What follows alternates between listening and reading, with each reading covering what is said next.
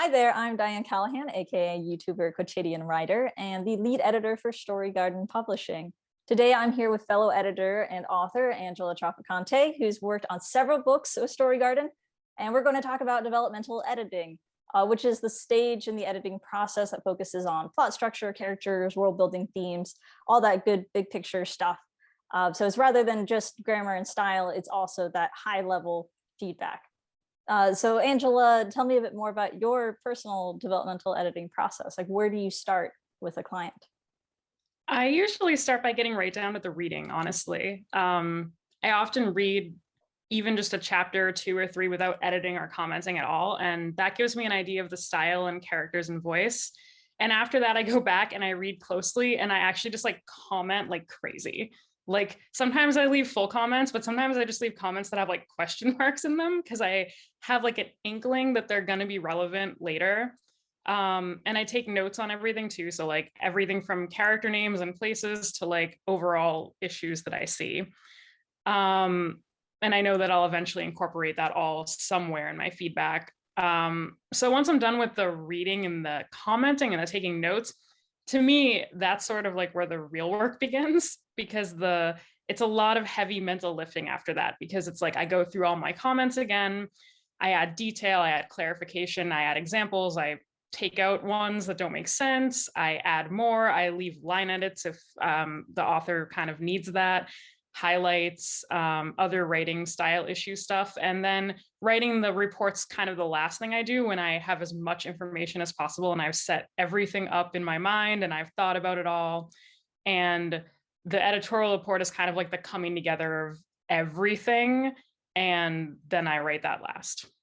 Yes, and I think there's like, how do you structure your editorial letter? Like I've seen it like several times, but I can't remember off the top of my head like what you put first. Yeah, I put plot and structure first, followed by characters, writing style, and then sort of the level of detail, world building stuff. Although I won't say it's in any particular order that I think is important. And I've seen other editorial letters and other people put things in completely different orders.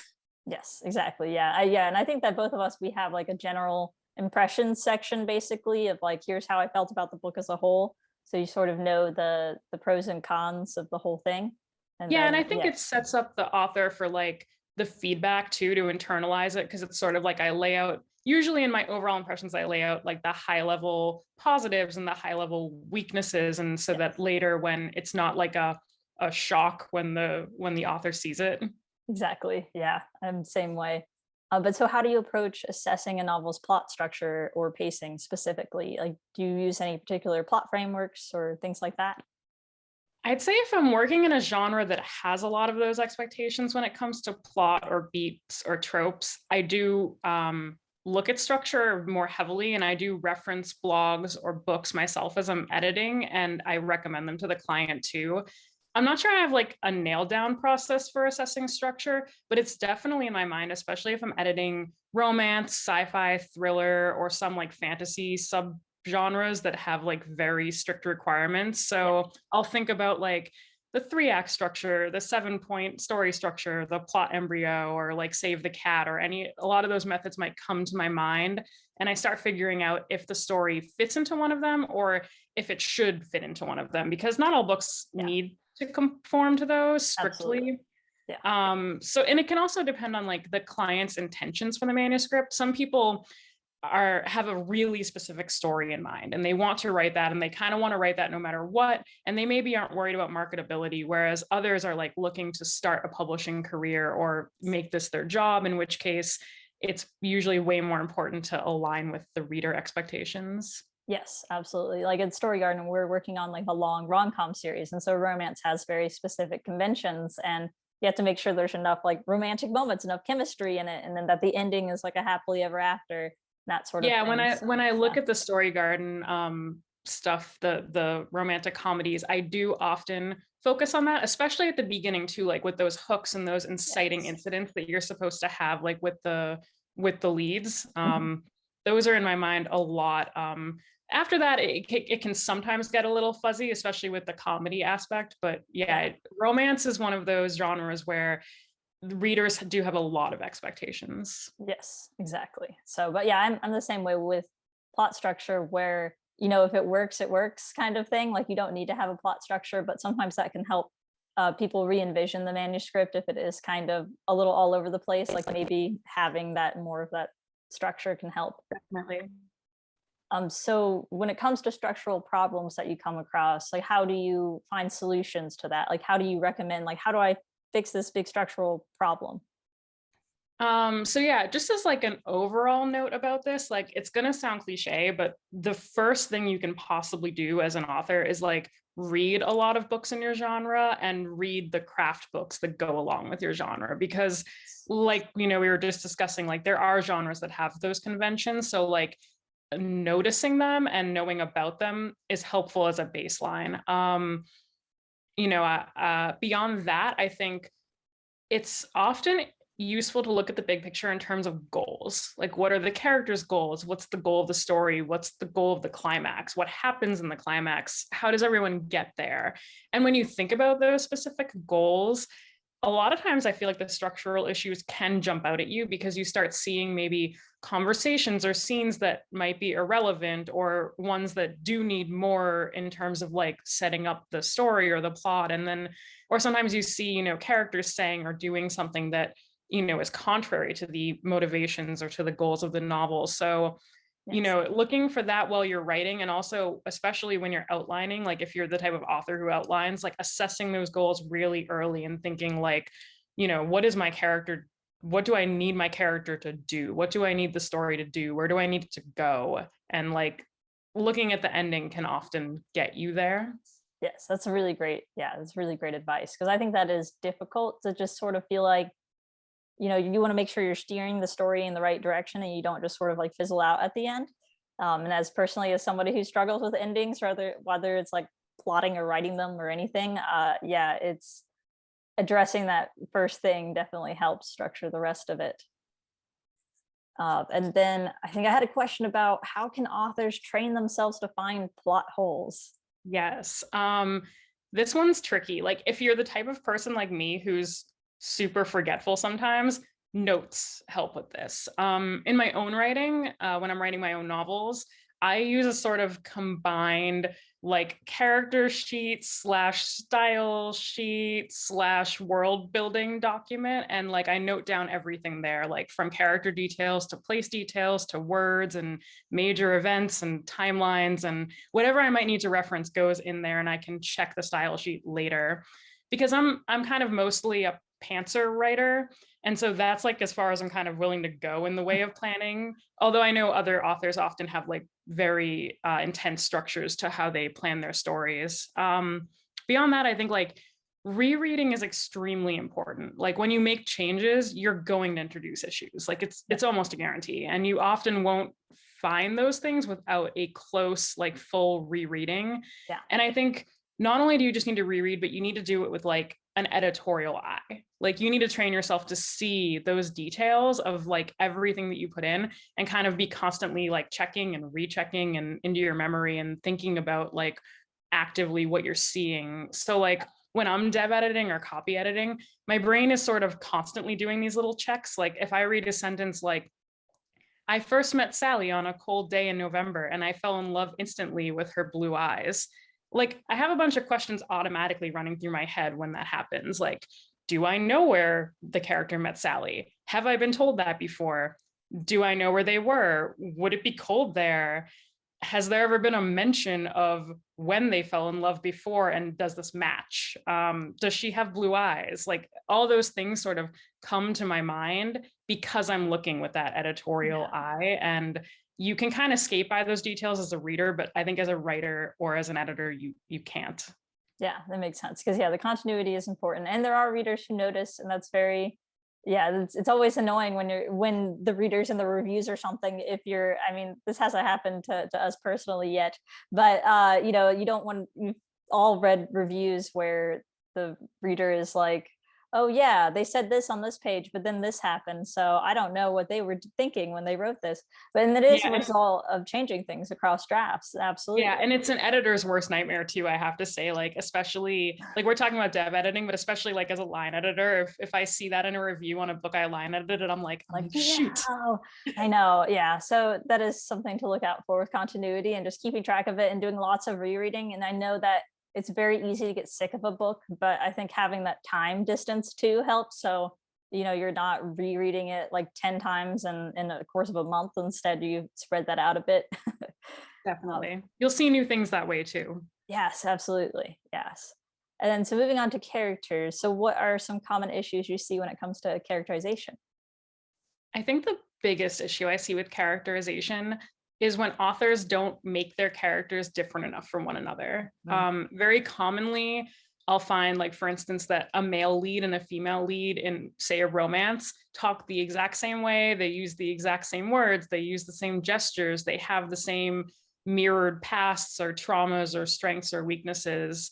And it can also happen to lesser characters in a novel. Like, you can have, say, a male lead sister and a female lead's mother kind of sound or look exactly the same. And it's probably one of the biggest things I note in my editorial reports, because differentiating that the characters and their voices and their styles is very important, especially if you're, in something like a high heat romance or a thriller where you kind of have these clearly defined motivations. Yes, absolutely. And I think part of that comes from the fact that as writers, maybe we only have like 5 types of characters and are like natural, we sort of gravitate towards that type of character.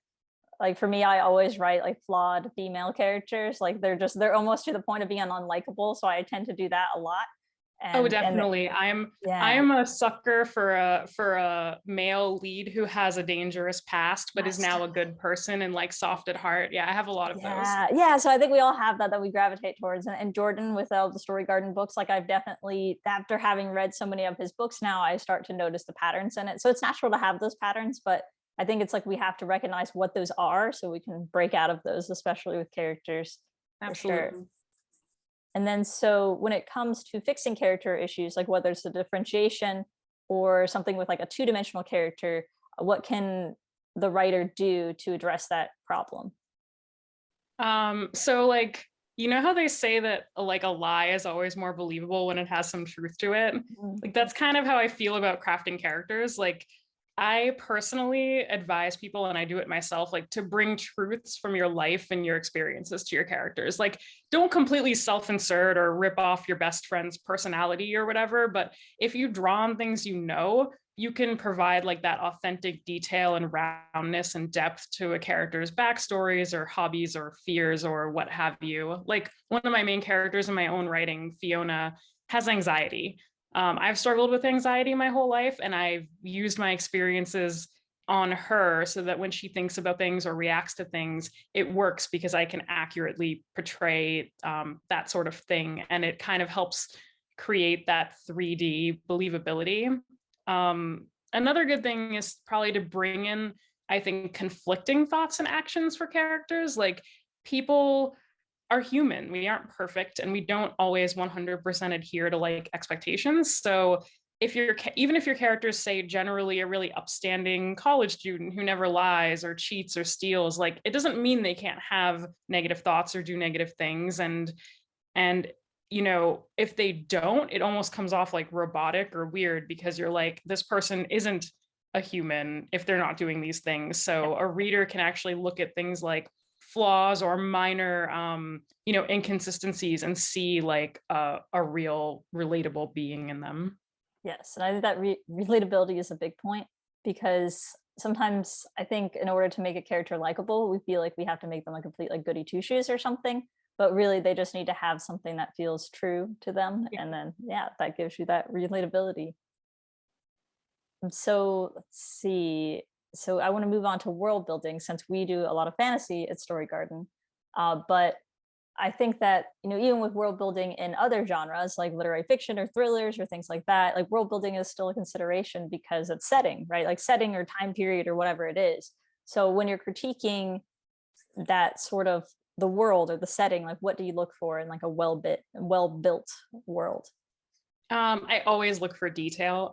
You've probably seen enough of my reports at this point that I often ask for more detail. And in fact, my editorial reports include an entire section on level of detail because I think it's a very important aspect of a novel. And I think sometimes authors get so hung up on the story or just describing like where a character is or what they say that they do forget to sort of make that setting like a real aspect of the novel. And not only that, but like sort of play with how the atmosphere and the setting can influence the story or the person.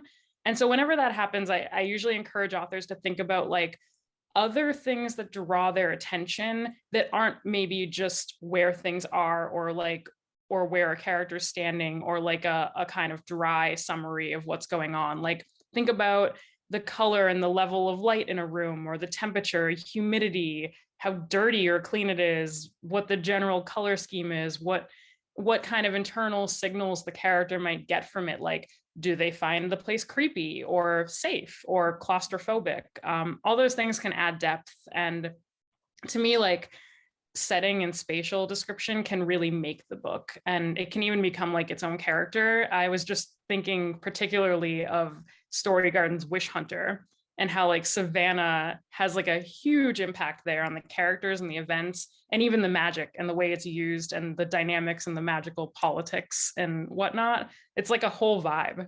I'm glad. Yeah, that's what I really wanted for that, because I think when I was planning out the story, I wanted to have that distinctive setting, because I feel like urban fantasy in particular, it's set in a certain city, and usually it's New York City or Chicago. And I was like, yeah, I want to do something a little different that has its own sort of magic to it, the Southern Gothic feel. So I'm glad that you enjoyed it.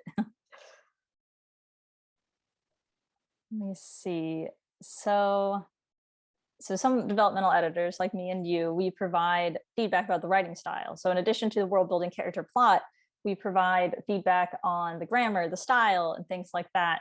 But at the same time, we don't want to quash the writer's voice. We want to make sure that they still sound unique, and we're not just trying to make them sound like this generic commercial voice. So how do you personally approach that, like critiquing the style without making it sound like yourself or making it sound generic? Yeah, with writing style, even a unique or unconventional one that an author's particularly going for, I think there are almost always things that can be fixed to make it more approachable or understandable, like without affecting the tone or the like impact of what they're trying to do, because there are just a bunch of common issues that I think will sort of distract readers and bother them regardless of what you're trying to do, like maybe inappropriate head hopping or tense switches or too much filtering, too many comma splices, sorry, too much use of filler words.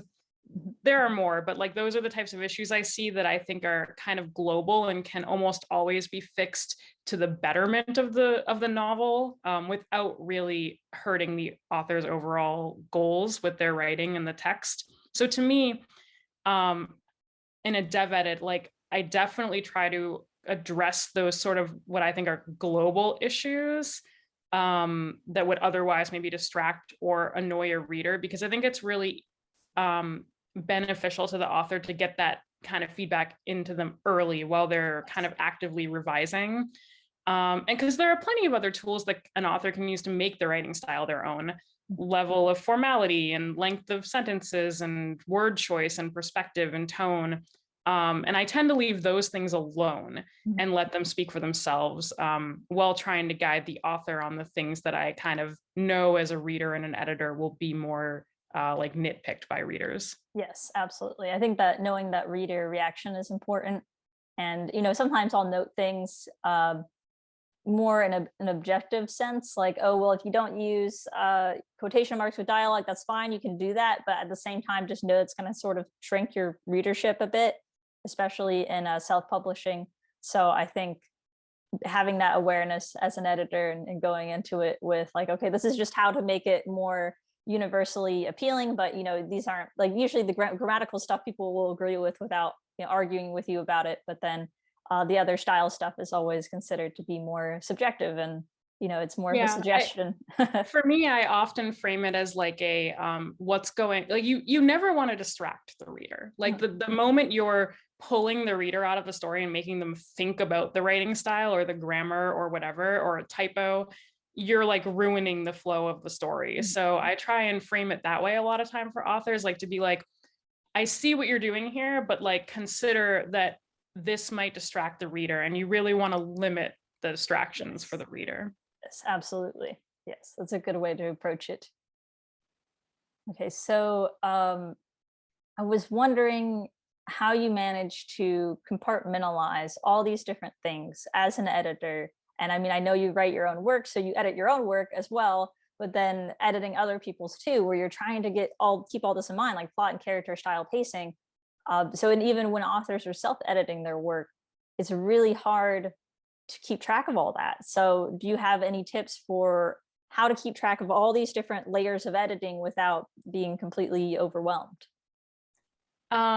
Yeah, I think again, for me, it goes back to that idea of character goals and story goals. When you think about sort of what the whole novel is trying to achieve, it can definitely be easier to see where the interwoven pieces are and how the stories and characters might be missing the mark or hitting the mark, like based on those ultimate motivations and goals.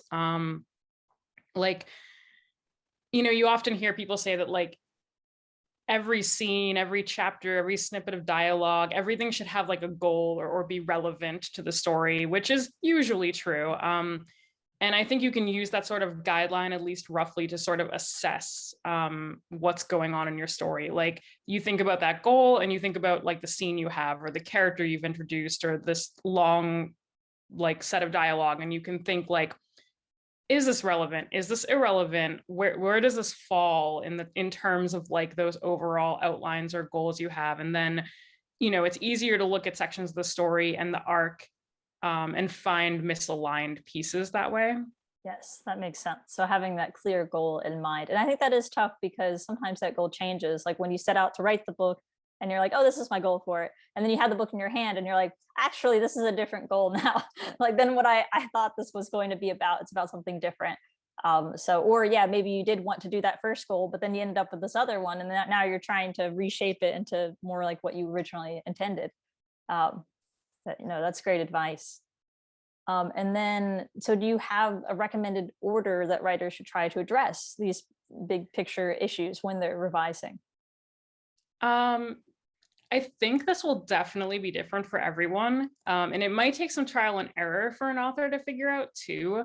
But the very first thing I advise my clients usually to do is decide which parts of like sort of feedback you receive that need to be addressed at all and which don't. Because when you get feedback from anyone, a dev editor, a beta reader, a friend, when they tell you to fix something, it doesn't mean it has to be fixed. You should read over your feedback and let it settle and think about like your own desires and goals for the novel. And like I, as a dev editor, sometimes don't have all the context for why something is being written, whether say a character is going to show up in a sequel or be a main character or something like that. So, you have to look at it from like your author's point of view too. And ultimately I'm one perspective and everyone that you get feedback from is one perspective. And it's very hard, but you have to try and take like a long objective look at the feedback and think about which parts apply. And then from there, that's when you can start sort of addressing them. And for me as an author, I like to take feedback and then I like to take my own notes on it. Like when I get feedback, I boil all the notes down that I get from my dev editor into like a salient list of like bulleted points about what kind of needs to be fixed and what priority they need to be fixed in. And often that priority list is like easiest to hardest. And I'll often bang out the easy stuff like, oh, I need to trim down a few of these scenes, or, oh, this character's name needs to be changed or whatever. And for big stuff, like really big stuff, I think this goes back to what you were kind of just saying, like when your goals change, like if say the climax needs to be reworked, I actually work backwards in that case. I start with like the change and what I wanted to result in and how it happens. And then I kind of work through the novel backwards to leave those breadcrumbs or fix those scenes that might otherwise need to support like a new ending or a new climax or a structural change. But I think the most important thing for me is like that having my own notes, like having taken feedback and phrased it the way that makes sense to me, and then like trying to apply it from there. Yes, that's a great strategy. And I do the same thing with like, accept the easy ones first. And then also, kind of having like I have like a sort of maybe section where I'm like, I don't know if I want to change that. And I'll put that there. And then the hard ones. And sometimes it can feel silly because you're like, well, I'm changed the easy ones. But then, if I get to the hard section and I'm just going to be completely gutting that, but it just still feels good to sort of get through the list and work your way up to those difficult things. So it feels more manageable to some degree. Agreed. Sure. So what other questions should authors be asking themselves when it comes to developmental editing? I think one of the best things an author can do after getting a professional edit, whether it's dev or copy, is to ask themselves if they learned something from it. It's really easy to take kind of developmental feedback or writing style corrections and apply them to the current story without really thinking about them. But I think that's a lot of times losing out on what you pay for when you're paying a professional. Like the professional is providing the edit, but like we're also providing like the experience that we have from doing this a lot. So you kind of have to like ask yourself, like, how can I take the advice that I got for this novel and apply it globally to my writing going forward? What lessons did I learn? What did this teach me that's like universal? Because I love when my clients learn. I love when I get their next projects and I see that they've improved, and it's also good for them too, because it means next time hopefully they can write better and faster. And when they seek more professional services, like maybe they can even go lighter on them. You could get a manuscript critique instead of a full dev edit. And for especially when we're talking about self-publishing or indie like small press publishing, like I mean that's obviously a consideration that authors need to take like seriously, is things like budget and time. Yes, absolutely. That's brilliant advice, really, because yeah, I think that it's important that you see it editing in general as like, this is trying to make me a better writer, not just to make this thing like better writing. Like it's not just this one project, it's every future project, it's me as a writer in general. And yeah, no, I think that's brilliant. So thank you so much for the great advice. No problem. I love having chats like these. Yes, it's awesome. And to our viewers, if you're looking for editorial services, you can check out Angela's website, which is Lambda Editing, and I've linked that in the video description. And Angela also publishes fantasy novels under the pen name Ella M. Lee, including the Fire Within series, which I've also linked below. And so we can't wait to see you again in our story garden. Awesome. I love it here.